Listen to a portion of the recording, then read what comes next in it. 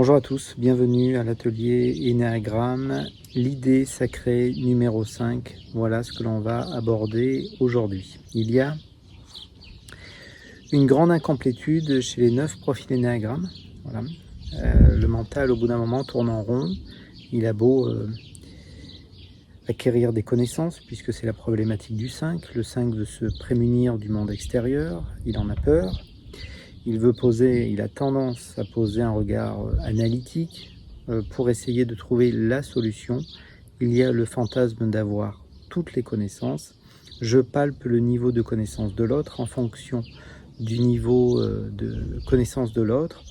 Eh bien, je vais soit rentrer dans la discussion, soit m'en écarter.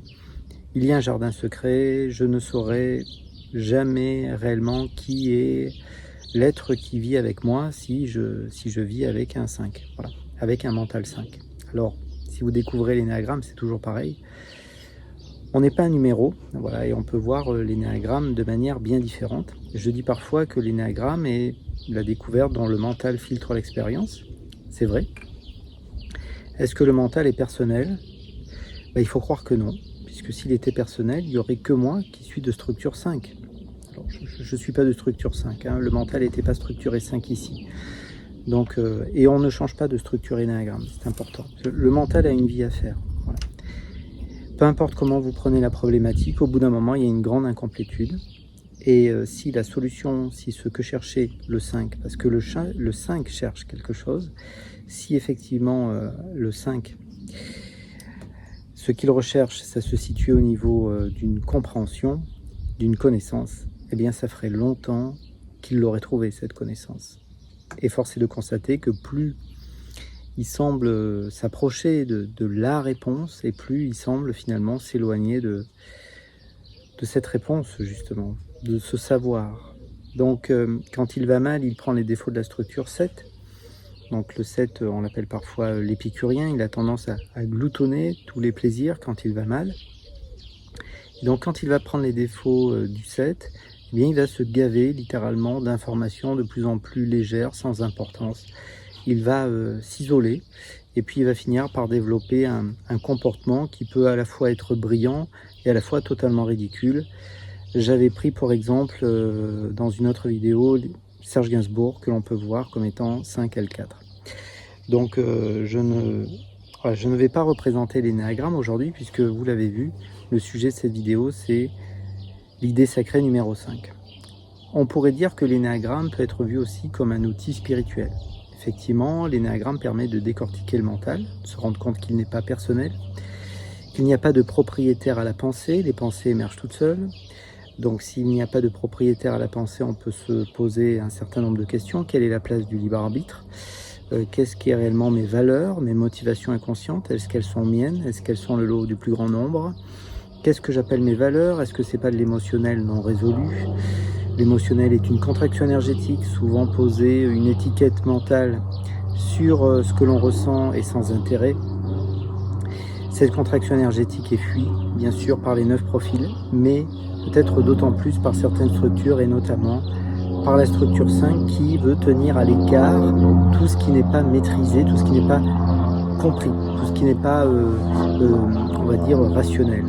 Et l'émotionnel, autant dire que cette contraction énergétique, il ne sait quoi en faire, surtout qu'il a peur de l'intrusion, peur d'être envahi, donc peur d'être envahi par l'univers de l'autre, on vous le présente souvent comme ça, mais il est souvent envahi par ses propres pensées, des pensées, encore une fois, qui émergent toutes seules, et qui l'emmènent littéralement dans un train, hein, c'est-à-dire il prend une pensée l'amène vers d'autres pensées, et finit par perdre totalement pied avec le réel. Mais alors qu'est-ce que c'est que le réel? Est-ce que le réel, c'est les images que l'on a sous les yeux? Est-ce que c'est les sons? Ou est-ce que c'est ce qui perçoit les sons? Et donc effectivement, vous le savez, je partage aussi sur la réalisation du soi. On pourrait dire qu'un être qui a réalisé sa nature pourrait, à travers une bouche, puisque vous apparaissez encore après sous la forme d'une forme, hein, il semblait à travers un organisme, de cette bouche pourraient sortir les 9 idées sacrées. Et donc on va voir aujourd'hui l'idée sacrée numéro 1, qu'on peut voir comme étant la transparence, aussi l'omniscience, mais j'emploie pas trop ces mots parce qu'ils peuvent être mal saisis, mal compris. Donc un être qui a réalisé sa nature pourrait effectivement, des mots pourraient sortir de sa bouche, 9 grandes idées pourraient sortir de sa bouche, ou pas. Et ça, je tiens à le dire parce que la réalisation du soi n'est pas quelque chose de spirituel, bien sûr. Quand vous employez ces mots, réalisation du soi, vous le rattachez de bon cœur à des cultures, à une culture en particulier, peut-être à l'Inde, allez savoir. Mais la réalisation du soi, qui n'est pas une philosophie de plus, mais réellement quelque chose qui peut être vécu, est l'effondrement absolu de tous les savoirs. C'est l'effondrement absolu, vous vous installez dans un mystère. Ce mystère est terre à terre, il est basé sur une observation. Nous voilà de nouveau dans l'univers du 5. J'observe ce qui perçoit l'expérience. Je suis ce qui perçoit peut être également observé. Où est ce qui perçoit? J'arrive dans un mystère, un drame, absolument quelque chose de fou, d'extraordinaire pour le mental et totalement ordinaire, puisque ce n'est pas quelque chose de nouveau, c'est simplement reconnaître que la seule chose que je ne peux pas faire disparaître, c'est le fait d'être. Le corps, l'identification au corps disparaît, le mental est piégé par l'énéagramme de toute manière, ou par la méditation, le yoga, le tai chi, le qigong, par une souffrance extrême, par une sadhana, par le principe de l'attention, c'est ce que j'ai développé ici. Peu importe, au bout d'un moment, vous tombez sur un mystère, et vous êtes ce mystère, et vous vivez depuis ce mystère. Et cet instant, tout s'effondre, même l'histoire spirituelle, si vous en défendiez une, j'en suis désolé. Donc c'est là où on peut vraiment faire la différence entre l'éveil et la réalisation du soi. L'éveil est encore souvent drapé de lumière, de spiritualité et autres. La réalisation du soi, c'est l'effondrement de tout ça. Et à ce titre-là, je dis parfois que je connais bien mieux les lignes de chemin de fer que les chemins spirituels. Je me suis un petit peu, effectivement, ça a été tellement brutal, incisif ici, je me suis un petit peu penché sur sur l'hindouisme, enfin, sur certains sages de l'Inde, comme beaucoup, mais enfin, c'est pas ça non plus. Ce n'est pas un savoir, vous ne pouvez rien en dire, c'est vivre un mystère. Ça n'a aucun mot ne peut exprimer ce qu'est le soi jamais obtenu, jamais perdu. C'est ce que vous êtes déjà, donc curieux l'idée d'en partager. Qui partage? Est-ce que vous croyez que c'est un petit bonhomme avec un crâne qui a un quelconque libre arbitre qui décide de faire cette vidéo? Non, il n'y a pas de désir égotique, je ne vous demande pas de prendre rendez-vous, je n'ai rien de plus que vous. Ce partage n'a pas plus de valeur qu'un chewing-gum écrasé au coin d'une rue, puisque tout est le soi. C'est ce que je disais dans une vidéo précédente. Donc le 5, on l'a vu, si on le présentait à travers un énéagramme, on va dire contemporain, mécanisme premier, isolation, tendance à s'isoler, à se couper de tout ce qu'il ne connaît pas, un regard trop analytique. Et ce regard trop analytique est un voile, est un voile, pour reprendre des expressions connues, c'est un voile posé sur ce qui apparaît. C'est-à-dire poser un regard analytique sur quelque chose nous empêche de le voir. Vous ne le voyez plus, vous voyez plus que votre pensée. Donc Erika est dans un jardin et puis elle voit une tulipe bleue. Et nous voilà perdus dans une histoire mentale. Elle ne verra plus la tulipe, elle ne voit plus que les livres qu'elle a lus. En plus, elle est bleue, donc la tulipe bleue, c'est le symbole de la sagesse, de la sérénité, c'est foutu. Elle ne voit plus la vie. Elle ne voit plus que ses pensées. Et donc ce qu'on appelle la transparence, c'est simplement vous vous rendez compte à un moment donné que lorsque vous on va laisser passer la vie qui est un tracteur pour l'instant, voilà. Donc simplement cette fameuse tulipe bleue, eh bien à un moment donné, si vous commencez à porter votre histoire, à vous souvenir des livres que vous avez lus sur les fleurs qui poussent en altitude, et parce qu'elle vit en altitude, etc. Enfin tous ces concepts en fait, tout devient concept pour le mental 5. Le mental 5 a peur du monde extérieur, il veut s'en prémunir. Et puis on ne sait pas pourquoi, à un moment donné, donc on parle de l'idée sacrée numéro 5, l'être, peut-être qu'il se sent en sécurité, peut-être à un moment donné il y a une forme d'ouverture, peut-être que Erika, qui est 5, sent qu'elle ne va pas être lourdement attaquée par la tulipe, et du coup elle la regarde sans peur, et sans l'idée préconçue qu'elle sait ce que c'est. Et du coup, elle rentre dans cette idée sacrée, cette première idée sacrée, enfin qu'on présente, qui est simplement qu'elle voit les besoins de cette tulipe. Cette tulipe a besoin d'être arrosée. Et cette connaissance ne sort pas d'un livre, sort d'une observation directe, d'une ouverture. Cette ouverture lui montre que cette tulipe a besoin d'eau et que les 4 tulipes à côté, elles, non. Les 4 autres tulipes bleues à côté n'ont pas besoin d'eau. Et d'ailleurs, si elle commence à regarder, à rentrer dans une forme de contemplation, elle se rend bien compte que les autres ne sont pas tout à fait pareils. Ce serait un petit peu réducteur de dire que les 4 autres tulipes bleues sont identiques que la tulipe qu'elle regarde.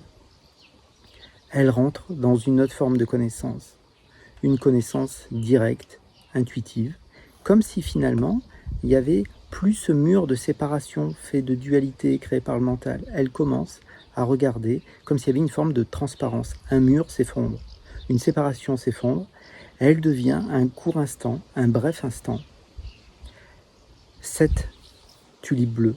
Et elle voit effectivement que elle avait beau lire tout un tas de livres sur les fleurs, eh bien lire des livres sur les fleurs ne me permet pas forcément de connaître réellement ce qu'est une tulipe. Donc ça devient quelque chose de froid, de chaud, pardon. Le mental est quelque chose d'assez froid, il pose des étiquettes sur tout, et là ça devient quelque chose de chaud, de direct, de profond. Bien sûr, ça fait potentiellement remonter des peurs, puisque le 5 a peur de l'envahissement, et il veut tout tenir à distance. Et là, il rentre, pour dire ainsi, il rentre à l'intérieur de cette tulipe. C'est-à-dire, il rentre dans une connaissance directe, la transparence. Et c'est, à un moment donné, cette conscience que nous sommes, qui regarde quelque chose sans filtre mental. Voilà pourquoi on parle aussi parfois d'omniscience. Un être qui a réalisé sa nature ne sait jamais rien. Enfin, pour moi, je le dirais comme ça. Mais potentiellement, la connaissance est disponible.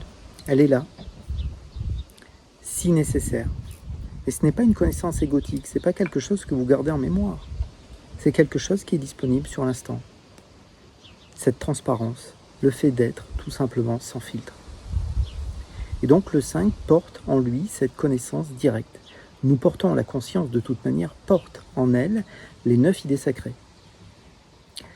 Donc la conscience que nous sommes porte l'intégralité de l'énéagramme. Et si vous connaissez l'énéagramme, vous dites mais non, on n'a qu'une structure énéagramme, qu'est-ce que tu racontes? Et puis il y a les chemins évolutifs, l'intégration, la désintégration. J'entends bien. Mais quand vous regardez l'énéagramme comme ça, vous en faites encore un système mental. Alors que l'énéagramme, à l'origine, nous ramène à ce mystère. Mais pourquoi j'insiste pas trop sur ce chemin spirituel que représente potentiellement l'énéagramme,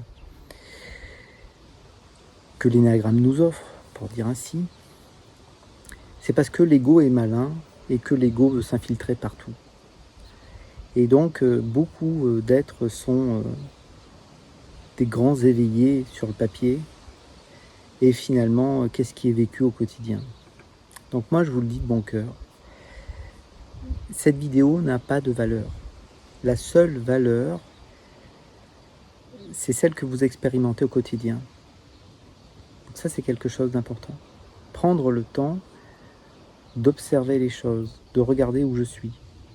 Donc je commence cette série par l'idée sacrée numéro 5, non pas parce que le mental était structuré 5 ici, mais plutôt parce que ce principe de l'attention, je l'ai beaucoup utilisé. C'est ma seule sadhana, pour employer des mots comme ça. C'est où suis-je? Où suis-je? Est-ce que je suis éparpillé à travers 1000 pensées, à travers des concepts, à travers le fait de croire savoir? J'ai cru autrefois que je savais des choses. Quelle absurdité.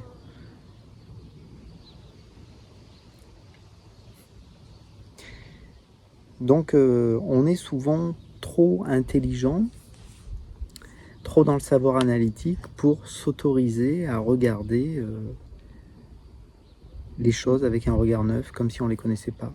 Et pourtant, quand on fait ça, derrière notre peur, puisque cette attitude qui crée ce besoin de séparation, d'analyse, ce besoin analytique, il y a une peur, la peur du monde extérieur. Je n'ai peur que de ce que je ne connais pas. Il suffit que je rentre dans dans la texture de l'instant. Ça peut paraître complètement fou, délirant, mais si vous êtes ancré, posé en vous, et que depuis cette présence que nous sommes, vous regardez effectivement un objet, vous pourriez presque vous demander qu'est-ce que cet objet ressent? Qu'est-ce que tu ressens toi? Qu'est-ce qu'elle ressent la tulipe? J'avais peur des chiens, Erika avait peur des chiens. Et puis, vois-t-il pas que, sans qu'elle s'y attende, un tout petit chien, elle connaît même pas le nom de cette race, un tout petit chien vient lui lécher la jambe. Et voilà pas que, par l'expérimentation directe, eh bien sa phobie en prend un coup. Le mental croit savoir, et la vie ne sait rien. Mais allez, petite causerie comme ça, peut-être à bientôt. Et puis on fera les autres idées sacrées, mais je préfère partager de manière, pour le dire ainsi, beaucoup plus brutale sur la réalisation du soi, parce que c'est trop séduisant. La spiritualité et l'énéagramme, ça match trop, quoi. C'est trop séduisant et le mental s'en empare. Et le but, c'est justement qu'il puisse ne s'emparer de rien du tout. Voilà, parce qu'au bout d'un moment, si on veut être en paix, faut rien saisir. Il faut vivre ce qu'il y a à vivre sur l'instant. Peut-être. À bientôt. Au revoir.